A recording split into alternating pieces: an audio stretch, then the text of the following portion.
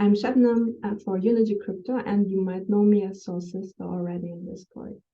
In this video, we will touch upon some of the features of the YCo2 NFTs, the carbon credits that we just minted freshly off of solar rooftops.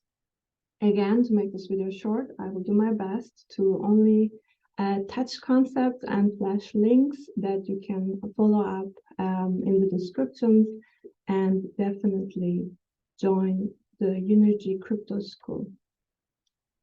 Let me share my screen real quick.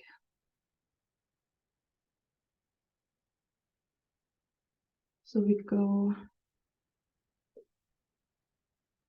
a quick overview of this YCo2 school webinar series. We will have both beginner and intermediate sessions where we go into the respective details also of the topic today. What's in a token, specifically in our carbon credits, and also actual measurement, reporting, and verification, digital and in a distributed fashion.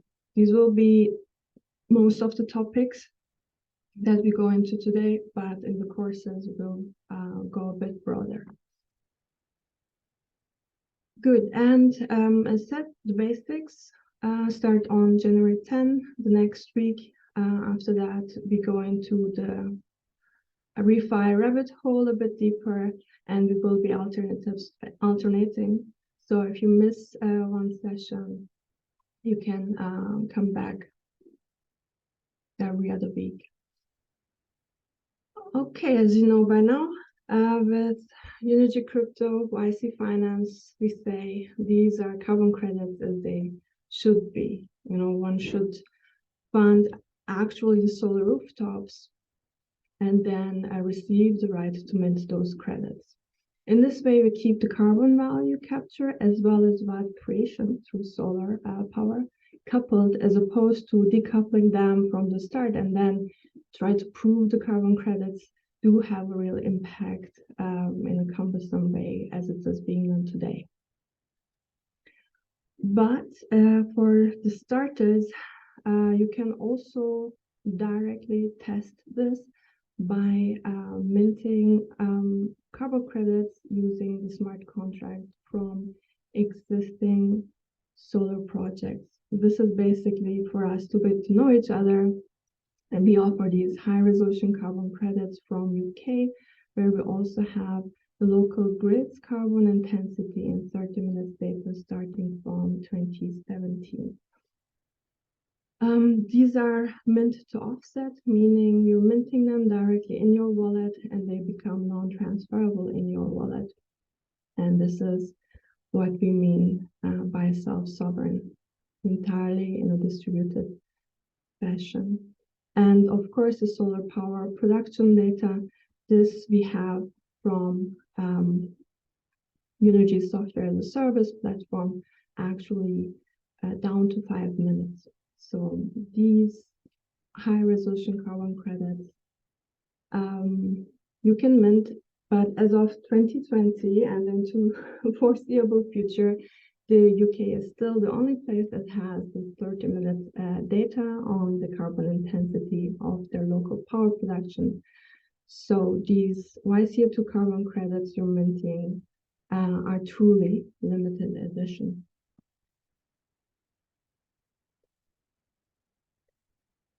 There are multiple unique sides to these tokens.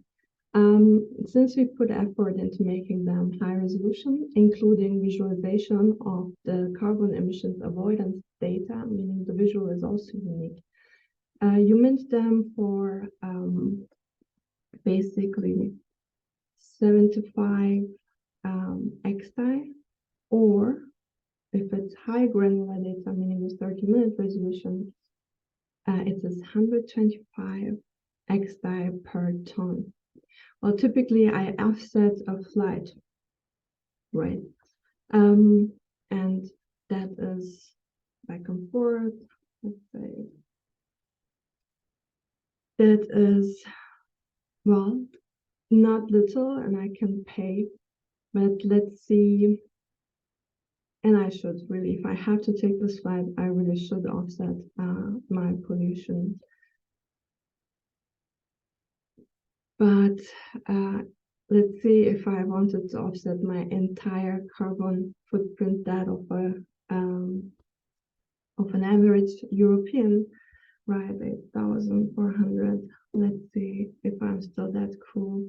630 XI. Ouch, that part. And you know, that's what we also mean, the second part, carbon credits as they should be. It should hurt. They shouldn't be there to wash your conscience in green, but actually make you act on reducing your carbon footprint. So if you can afford to fly and you have to fly, you can afford to offset. You should always be incentivized to do no harm, or at least reduce the harm.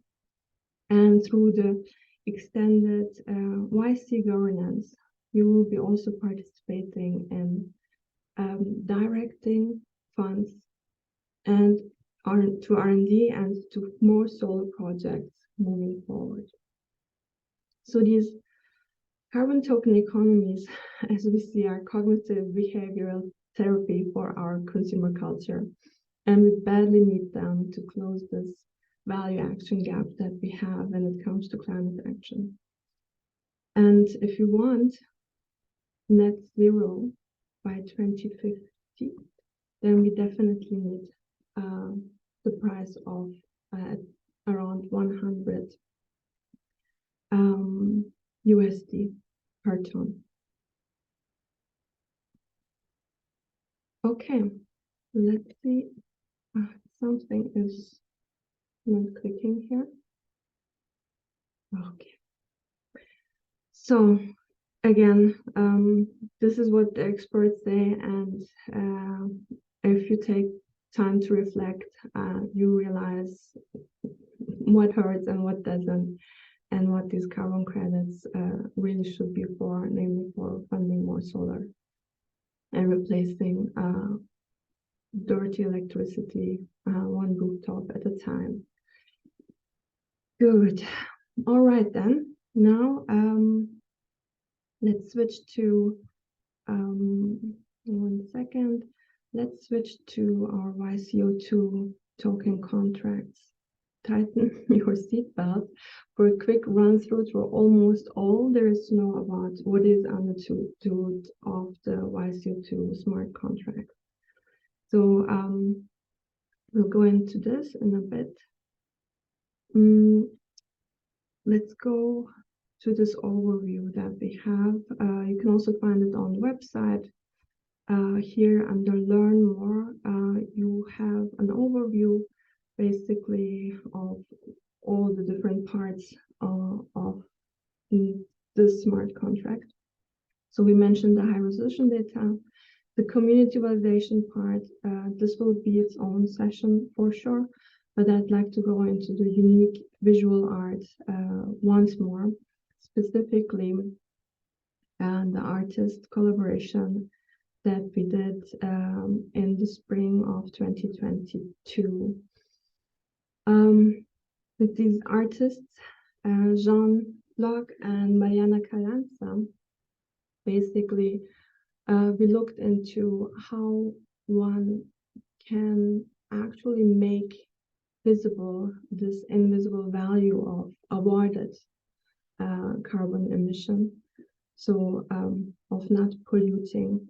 And the artists took inspiration from the aim of the project and created these art and research programs. And basically, this has been a proof of concept with the generative art of Grow a Forest, taking the data of from the carbon emissions avoidance from the solar rooftops and carbon intensity data. So for now, as you see, we have not entirely integrated it. The visuals here are from designers and developers from Magic Powered. It's also generative, using the exact amount of data that it is certified here in this carbon credit. and it is also stored in a distributed fashion. That's why it takes so long. So where is this token and its metadata, right? It takes a bit because we're using these de facto standard of ERC 721s and storing the metadata directly on IPFS. IPFS is a distributed file storage. It gives every item, every file a unique fingerprint so that it can be tracked. This information right now is in the token, and you can track it down in the transaction when you go to the Unity carbon credits YCo2 token. You can see the transaction that actually sets the unique resource identifier that links this token on chain to the metadata, the certificate that is stored in a distributed fashion using IPFS.